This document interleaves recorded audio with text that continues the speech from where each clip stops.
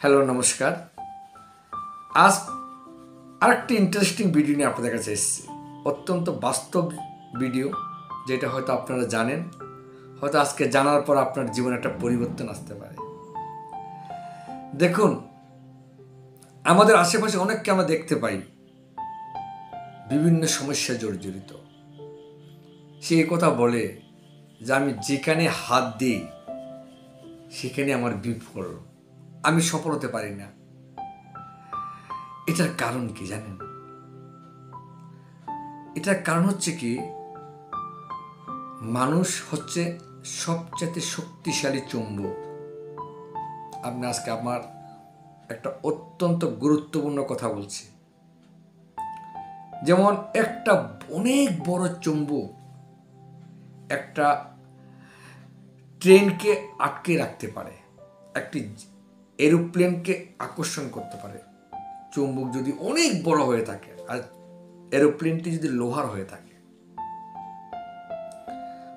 মানুষের ভিতরে তার চাইতেও অনেক শক্তিশালী চুম্বক আছে। এটা অনেকেই উপলব্ধি করতে পারে না। যারা উপলব্ধি করেছেন তারা আত্মা দৌলতের মালিক হয়েছেন। আমাদের মধ্যে 99% লোক কি বলে জানেন তো? আমার ভাগ্য খারাপ। তাহলে সে কাকে আকর্ষণ করছে? সে খারাপ ভাগ্যকে আকর্ষণ করছে। আমি অসফল, সে অসফল জিনিসটাকে আকর্ষণ করছে। আমার দ্বারা হবে না, সে নেগেটিভটাকে আকর্ষণ করছে। পয়সা মানুষকে কষ্ট দেয়, সে পয়সার নেগেটিভটাকে আকর্ষণ করছে। অর্থাৎ পয়সা চারদিকে আসবে না, কারণ সে পয়সাকে ঘৃণা করছে। সব সময় হতাশা হয়ে থাকে, চেহারার মধ্যে হাসি নেই। যখন তাকে জিজ্ঞেস করবেন কেমন আছে, সে কি বলে জানেন? আমি ভালো নেই। এখন কি ভালো থাকা যায়? এখন কি ভালো থাকার যুগ? অর্থাৎ ভালোটাকে সে ঘৃণা করছে, ভালোর প্রতি আস্থা হারিয়ে ফেলছে। আপনি 100টা মানুষকে যদি জিজ্ঞেস করুন যে কেমন আছে, 99% লোক বলবে ভালো নেই, মোটামুটি কোনো রকম চলছে, ভালো থাকা যায় কি না। হয়তো 1-2জনকে পাবেন খুব ভালো আছি, খুব আনন্দে আছি। দেখবেন যে এই কথা বলছে, যে কথা বলে, যার চেহারাতে হাসি থাকে, তার ব্যাকগ্রাউন্ড গিয়ে দেখবেন সত্যি সে ভালো আছে, কারণ সে ভালোকে আকর্ষণ করছে। কারণ আমরা এই ইউনিভার্স, এই প্রকৃতির আমরা একটা অংশ। আমাদেরকে কিন্তু কেউ মেশিন দিয়ে বানায়নি, যেটাকে আমাকে মেশিন দিয়ে বানিয়েছে, আপনাকে কেউ মেশিন দিয়ে বানিয়েছে এমন নয়। যেমন একটি গাছকে কেউ মেশিন দিয়ে বানাতে পারে না, পারে বলুন? কারণ সে প্রকৃতি থেকেই বড় হয়। সেরকম আমিও প্রকৃতি। তাই আমাদের ভিতরে ভগবান একটা শক্তিশালী চুম্বক দিয়েছে, যেটা কোনো জীবজন্তুকে দেয়নি। সেটা হচ্ছে আমাদের ব্রেন। এই ব্রেনটা হচ্ছে একটা শক্তিশালী চুম্বক। এই ব্রেনটা মধ্যে যা কিছু ভাববেন, আপনার জীবনে সেটাই হবে, সেটা হবে। আপনি যদি ভাবেন যে এই কাজটা আমার দ্বারা হবে না, এই কাজ আপনার দ্বারা জীবনও হবে না। আর যদি বলেন যে আমার মতো মানুষ যদি এই কাজটা করে থাকে, আমি কেন পারবো না, আমি করব, আমি করে দেখাবো, বারবার বলবেন, হবে, আপনার দ্বারা হবে। বারবার যখন মানুষ কোনো কিছু বলে, সেটা মানুষের জীবন হয়ে থাকে। বারবার যদি একটা জিনিস নিয়ে আপনি ভাবেন, সেই জিনিসটা আপনার কাছে সেটা আসতে বাধ্য। কিন্তু সেটা আত্মবিশ্বাস নিয়ে ভাবতে হবে, বারবার ভাবতে হবে।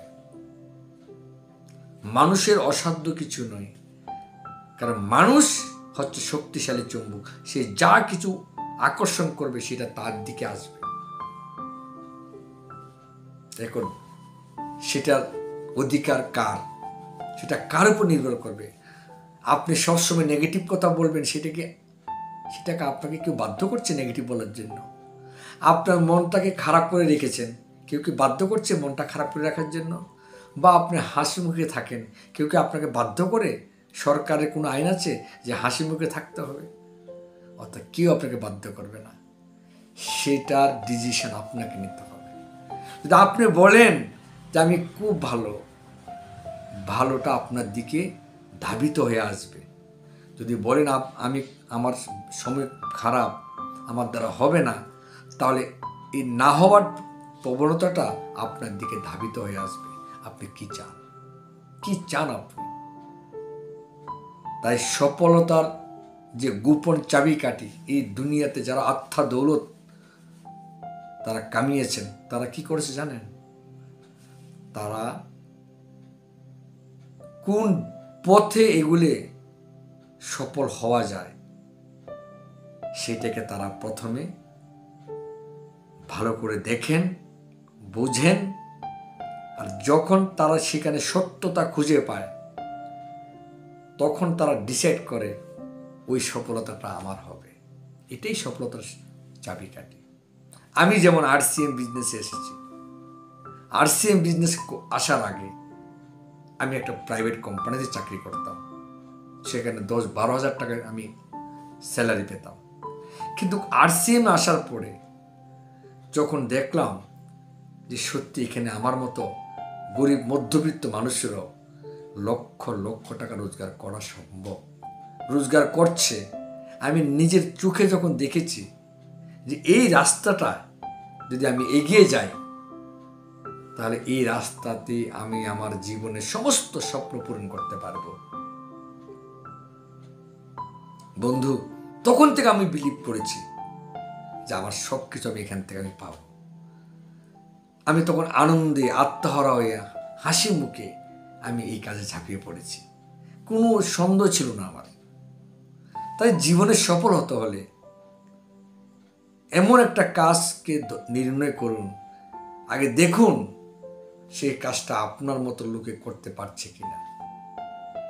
যদি হয়ে থাকে তাহলে সেই কাজে নিজেকে চুম্বকের মতো ধাবিত করুন যে আমি সফল হবই। আর সফল হওয়া এবং শুরু করা এবং সফল হওয়া, তার মাঝখানে যে রাস্তাটা আছে সেখানে আপনাকে একটু সংঘর্ষ করতে হবে, কারণ সংঘর্ষ ছাড়া এই দুনিয়াতে কোনো সফলতা আসতেই পারে না। মা হতে হলে সংঘর্ষ করতে হয়। একটি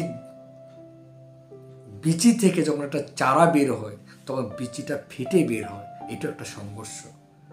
মাটি থেকে যখন একটা চারা গাছ বের হয় মাটিটাকে ফেটে ওটা বের হয়, এটাও একটা সংঘর্ষ। সংঘর্ষ হচ্ছে একটা প্রকৃতির, এই প্রকৃতিটাকে আপনি অগ্রাহ্য করতে পারবেন না। যে প্রকৃতিকে অগ্রাহ্য করে প্রকৃতি তাকে বরবাদ করে দেয়। RCM বিজনেসে যখন আমি কাজ শুরু করেছি আমার সংঘর্ষ এসেছিল, লোক আমাকে বাধা দিচ্ছে, ইনসাল্ট করছে, এই অভিযানে কাজ করতে চাইছে না, আমার সঙ্গে জড়তে চাইছে না, আমার কথা শুনতে চাইছে না, আমি যা আশা করছি তা হচ্ছে না।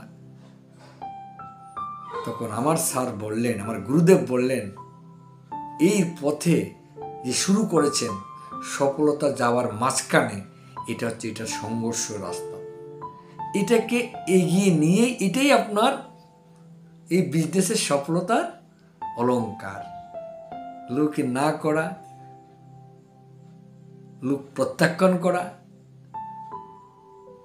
কোনো সময় প্রোডাক্টের শর্টেজ, কোনো সময় খরচা বেশি হবে, ইনকাম কম আসবে, নানা ধরনের সংঘর্ষ আসবে।